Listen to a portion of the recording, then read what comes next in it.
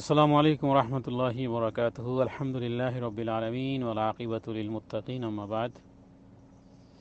প্রশ্ন করেছেন সম্মানিত দিনী বোন যে শাওয়াল মাসে রোজা রাখা উত্তম নাকি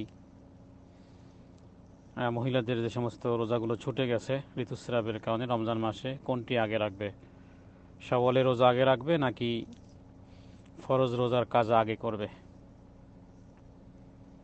এই ছিল প্রশ্ন। আল জবাব বিল্লাহি তৌফিক, আল্লাহুল মুস্তাআন।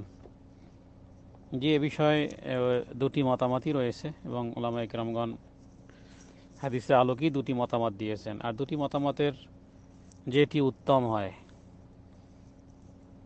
আর সেটি পালন করবে। তার মানে হাদিসে যেহেতু বলা হয়েছে মান সামা রমাদানা সুম্মা আতবাহু সিত্তাম মিন শাওয়াল কানা কাসিয়ামিদ দাহর, এই হাদিসের মধ্যেই উত্তর রয়েছে।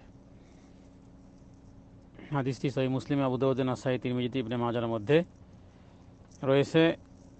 এই হাদিসের অর্থ কি বলা হয়েছে, যে ব্যক্তি রমজানের রোজা রেখেছে, রমজানের কয়টি রোজা রমজানে হয় 29টি না হয় 30টি, এরপরে রমজানের রোজা কমপ্লিট, তার 30 হোক বা 29 হোক চাঁদের অনুযায়ী, কারণ মানসামা রমাদানা রমজান মাসে রোজা রেখেছে, এরপরে সুম্মা শব্দের অর্থ হলো অতপর, তার মানে পূর্বের এক কোর্স তিনি কমপ্লিট করেছেন, এরপরে দ্বিতীয় কোর্স সিত্তাম মিন শাওয়াল, আতবাহু সিত্তাম মিন শাওয়াল, এরপরে শাওয়ালের 6টি রোজা যে ব্যক্তি রাখবে কানা কাসিয়ামিদ দাহার, সে যেন পুরো বৎসর রোজা রাখলো। অথবা দাহার শব্দের অর্থ আরও ব্যাপকও হয়। দাহার শব্দের অর্থ যেমন 12 বৎসরে এক যুগ, যুগও হয়। যাই হোক, মোটামুটি দাহারের শব্দ সারা জীবনও অর্থ হতে পারে অথবা পূর্ণ এক বৎসরের হতে পারে।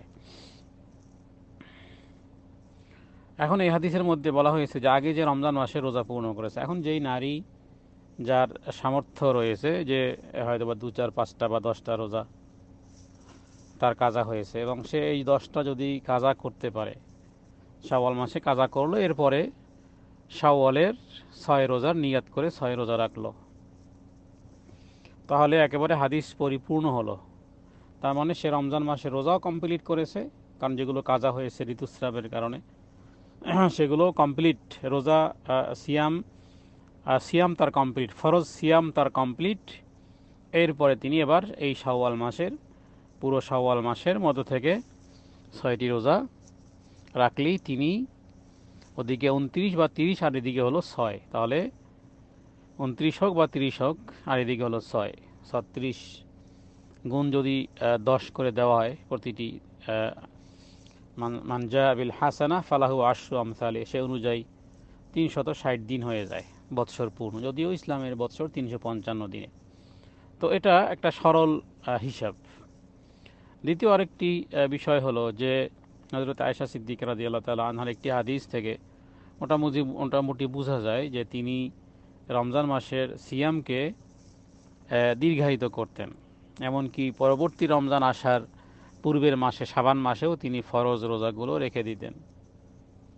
অতএব কোনো নারীর যদি একাধিক রোজা কাজা হয়, যেমন রমজান মাসে হয়তো বা 20টা বা 30টা রোজাই রাখতে পারেনি,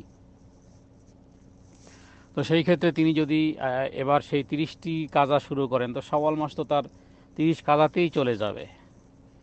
আর শাওয়াল মাসের রোজা যেহেতু শাওয়ালই রাখতে হবে, এটি পরের মাসে জিলকাদ মাসে রাখলে হবে না, শাওয়ালই রাখতে হবে, কারণ রাসূলুল্লাহ সাল্লাল্লাহু আলাইহি সাল্লাম একেবারে শাওয়ালের কথা উল্লেখ করেছেন, সুম্মা আতবাহু সিত্তাম মিন শাওয়াল, তার মানে তার 6টি রোজা শাওয়ালই রাখতে হবে।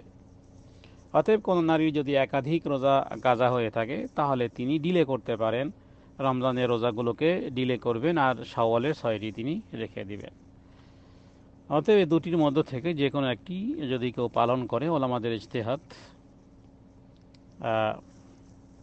অতএব দ্বিমতের মধ্য থেকে যেটি আকরাবু ইলা সুন্নাহ, সেটির ক্ষেত্রে আমরা বলবো যে চেষ্টা করা উচিত শাওয়াল মাসে তার পূর্বের রমজানের যে কাজা রোজাগুলো সেগুলো রেখে দিয়ে তারপরে শাওয়ালের মাস থাকতে থাকতেই তার বাকি সিয়ামগুলো, এই 6টি রোজা, শাওয়ালের 6টি সিয়াম তার রেখে দেওয়া, তাহলে তার রমজান মাসও কমপ্লিট হলো আর শাওয়ালের 6টিও কমপ্লিট হয়ে গেল এবং যে হাদিসটি আমরা উল্লেখ করি সহিহ মুসলিমের চতুর্থ খণ্ডের 131 নম্বর পৃষ্ঠার হাদিস নম্বর 2625, এবং আবু দাউদেও রয়েছে হাদিসটি, নাসাইতে এবং তিরমিজিতে এবং ইবনে মাজার মধ্যেও বিশুদ্ধ সনদে হাদিসটি রয়েছে। তার মানে প্রত্যেক বৎসর রমজানের 6টি রোজা রাখার পরে শাওয়ালের মাসে 6টি রোজা রাখলে সে পূর্ণ এক বৎসর রোজা রাখার সমান সওয়াব আল্লাহ তাআলা তার আমল নামাতেই দিয়ে দেবেন ইনশাআল্লাহ বিইজনিল্লাহ। মা তৌফিক ইল্লা বিল্লাহ। সাল্লাল্লাহু আলা সাইয়্যিদিনা মুহাম্মাদিন নবিয়্যিল উম্মি ওয়া আলিহি ওয়াসাল্লাম।